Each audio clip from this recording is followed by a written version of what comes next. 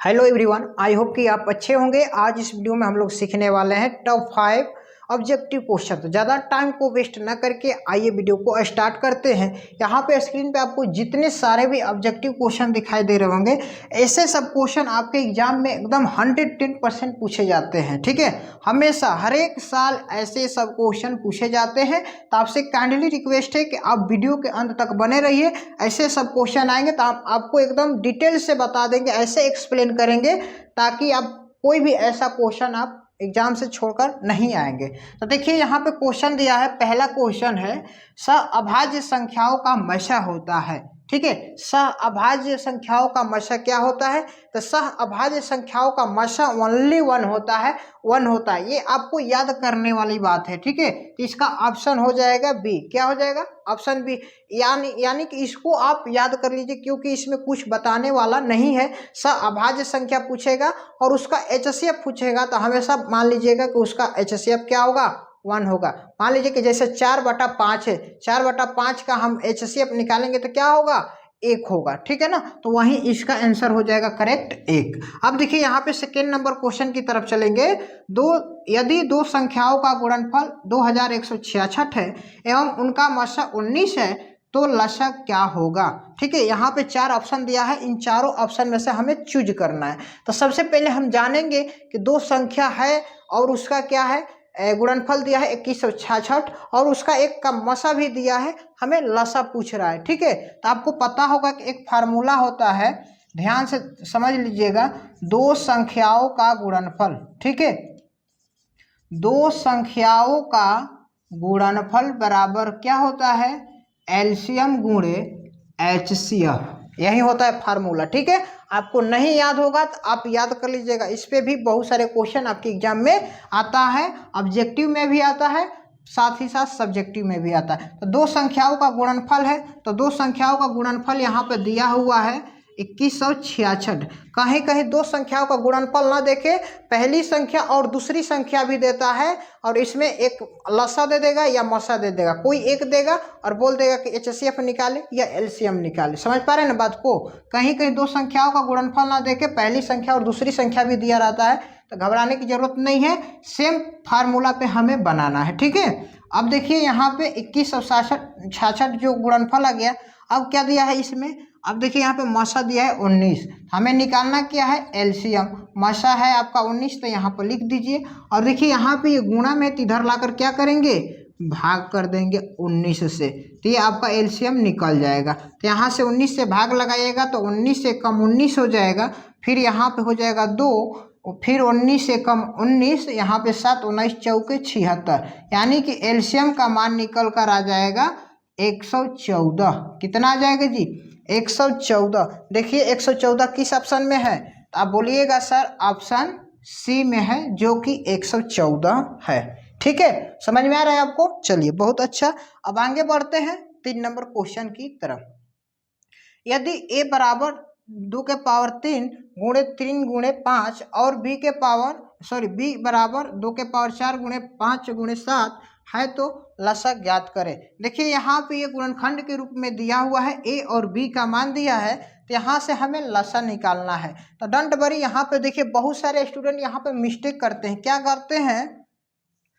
क्या मिस्टेक करते हैं? तो यहाँ पे इस रूप में होता है तो इसको करते हैं 2 का क्यूब, यानी कि 2 का 3 बार गुणा करेंगे 8, और इसका पहले क्या करेंगे? सभी का गुणा करेंगे और उसका बाद फिर से उसको क्या करते हैं? अभाज्य गुणनखंड द्वारा एलसीएम निकालते हैं। तो ऐसा अब मत कीजिएगा, क्योंकि ये ऑब्जेक्टिव क्वेश्चन है 1 नंबर का।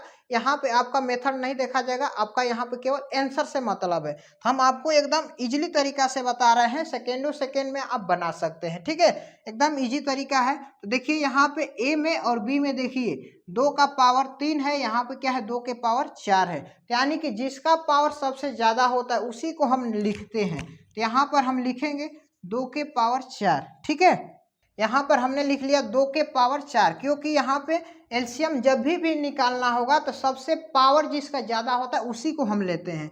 तो 2 में देखिए 2 के पावर 4 यहाँ पे ज़्यादा है तो यहाँ पे 2 ले लिए।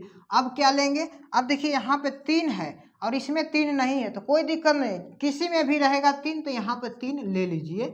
और उसके बाद देखिए 5 यहाँ पर भी है, 5 यहाँ पर भी, यानी कि एक 5 इसमें भी है, एक 5 इसमें भी है, तो यानी कि एक 5 ले लीजिए, ठीक है, कोई दिक्कत नहीं है।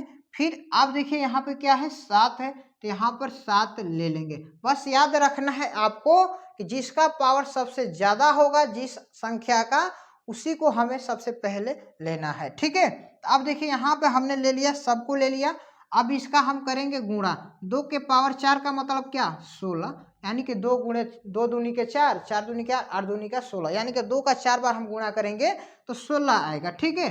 फिर 3 गुणे 5 गुणे 7, अब फिर यहाँ पे आप गुणा कर दीजिएगा तो यहाँ पे आपका निकल कर आ जाएगा 1680 आ जाएगा। कितना आ जाएगा जी, 1680 आ जाएगा, जो कि यहाँ पर देखिए किस ऑप्शन में है 1680, आप बोलिएगा सर ऑप्शन डी में है 1680, ठीक है। बहुत इजीली तरीका है, इस मेथड पे आप काम कीजिएगा तो आपका समय की बचत होगी, ठीक है।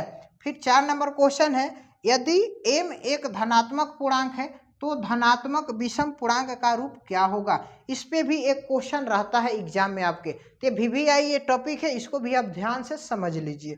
यानी कि m एक धनात्मक पूर्णांक है, धनात्मक विषम पूर्णांक का रूप क्या होगा। तो यहाँ पर देखिए 4m + 2 है और यहाँ पे 4m + 4 है, 4m + 1 है, इनमें से कोई नहीं है। तो यहाँ पे सबसे पहले हम जानेंगे कि सम विषम पूर्णांक क्या, सम क्या होता है और विषम क्या होता है, क्योंकि यहाँ पे विषम की बात बोला है, इसके बारे में हमें जानना जरूरी है। सम जब भी बोलेगा तो जब भी किसी भी संख्या में हम 2 से भाग देते हैं तो पूरा पूरा वो कट जाता है, यानी कि शेष 0 आता है, रिमाइंडर 0 आता है, तो 2 से विभाज्य होता है, यानी कि वो सम संख्या होती है। वो ऐसी संख्या जिसमें हम 2 से भाग देते हैं, वो पूरा पूरा नहीं करता है, रिमाइंडर कुछ ना कुछ बचता है, वैसी सब संख्या क्या होती है, वो विषम संख्या होती है, ठीक है ना। तो यहाँ पे विषम संख्या के ही बारे में बात बोला है। तो देखिए यहाँ पे लेफ्ट साइड हम नहीं देखते हैं, सम या विषम इस रूप में रहता है, तो हम लेफ्ट साइड वाले को ना देखकर अचर पद को देखेंगे, अचर पद जो राइट साइड है इधर, ठीक है, अचर पद को हम देखेंगे। तो यहाँ पे देखिए विषम की बात बोला है ना, तो विषम संख्या देखेंगे क्या है, यहाँ पर 2 देखेंगे, क्या यह एक विषम संख्या है, आप बोलिएगा नहीं सर ये 2 क्या है, सम संख्या, क्योंकि 2 से डिविजिबल है।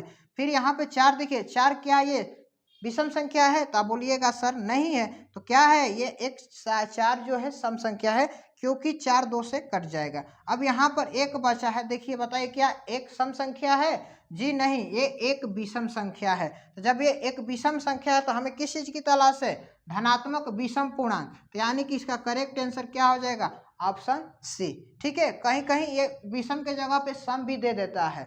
आप यहाँ से भी मान लीजिए कि आपको नहीं, आपको कन्फर्म है आंसर, तो आप ऑप्शन के भी माध्यम से भी हम आप मार सकते हैं, क्योंकि यहाँ पे देखिए 2 है, 4 है और 1 है, तो यानी कि 3 ऑप्शन जो होगा ना एक जैसा दिखेगा और एक चौथा जो ऑप्शन होगा सबसे हट कर दिखेगा, तो वही उस क्वेश्चन का आंसर हो जाएगा, ठीक है। अब देखिए यहाँ पे 5 नंबर क्वेश्चन है, निम्नलिखित में कौन सी अभाज्य संख्या है। अभाज्य संख्या के बारे में सबसे पहले जान लीजिए, किसी भी संख्या का जब हम अभाज्य गुणनखंड करते हैं तो उसका गुणनखंड के तो 1 आए, नहीं तो सेल्फ हो, यानी कि किसी भी संख्या का गुणनखंड 1 या स्वयं हो, यानी कि वैसी संख्या जो 1 से कटे और खुद से कटे, वैसी सब संख्या क्या होती है, अभाज्य संख्या। फॉर एग्जाम्पल जैसे मैं मान लीजिए 2 हो गया, 2 को हम फैक्टर करेंगे, यानी कि 2 का अभाज्य गुणनखंड निकालेंगे तो इसका गुणनखंड एक 2 होगा और एक 1 होगा, इसके अलावा कोई और संख्या नहीं होगा। जैसे 3 लेंगे तो 3 को देखेंगे तो इसका फैक्टर करेंगे तो 3 होगा, 1 1 होगा और कोई इसका नहीं होगा। फॉर एग्जाम्पल एक और लेते हैं 4, 4 का हम अभाज्य गुणनखंड निकालेंगे तो देखिए 2 से इसका 2 होगा, फिर 4 होगा, फिर 1 होगा। अब देखिए यहाँ पे 2 से भी कट रहा है, 4 से भी कट रहा है, 1 से भी कट रहा है, तो क्या यह अभाज्य संख्या है, जी नहीं। अभाज्य संख्या वो होती जो खुद से कटे और 1 से कटे, यानी कि स्वयं से कटेगा और 1 से कटेगा, इसके अलावा कोई तीसरी संख्या से नहीं कटेगा, तो ऐसी सब संख्या क्या होती है, अभाज्य संख्या होती है। तो देखिए यहाँ पर ए दिया है 27, 27 का हम अभाज्य गुणनखंड निकालेंगे तो इसका फैक्टर, तो ये 3 से भी कटेगा, 9 से भी कटेगा और ये 1 से भी कटेगा और 27 से भी कटेगा, ये यानी कि एक से 2 से ज़्यादा हो गया इसका फैक्टर, तो ये इसलिए ये नहीं होगा। क्यों नहीं होगा, क्योंकि हमने वहाँ पर बता दिया था। अब 35 का करेंगे तो यहाँ पर देखिए 7 होगा, 5 होगा, 1 होगा और 35 भी होगा, इसका फैक्टर करेंगे तो ये भी नहीं होगा। अब 56 का देखेंगे तो 56 का आपका 2 होगा, 14 होगा, 28 होगा, 56 होगा, 4 होगा, यानी कि बहुत सारा उसका गुणनखंड निकल जाएगा। लेकिन हम 13 का देखेंगे तो यहाँ पे 13 एक होगा, क्योंकि 13 का हम फैक्टर करेंगे तो 13 एकम 13, 13 13 से ही कटेगा और 1 से 13 कटेगा, तो यानी कि इसका करेक्ट आंसर क्या हो जाएगा, सी नंबर हो जाएगा। ठीक है, आई होप कि ये सब क्वेश्चन आपको समझ में आया होगा। मैंने अपनी पूरी मेहनत लगा दी आपको समझाने में। ठीक है, वीडियो आपको अच्छा लगा हो तो वीडियो को लाइक कर दीजिएगा। चैनल पर आप पहली बार हैं तो चैनल को भी सब्सक्राइब कर लीजिएगा, क्योंकि इससे आगे वाले क्वेश्चन को हम नेक्स्ट भाग में लाने वाले हैं। तब तक के लिए आपका बहुत बहुत धन्यवाद। जय हिंद।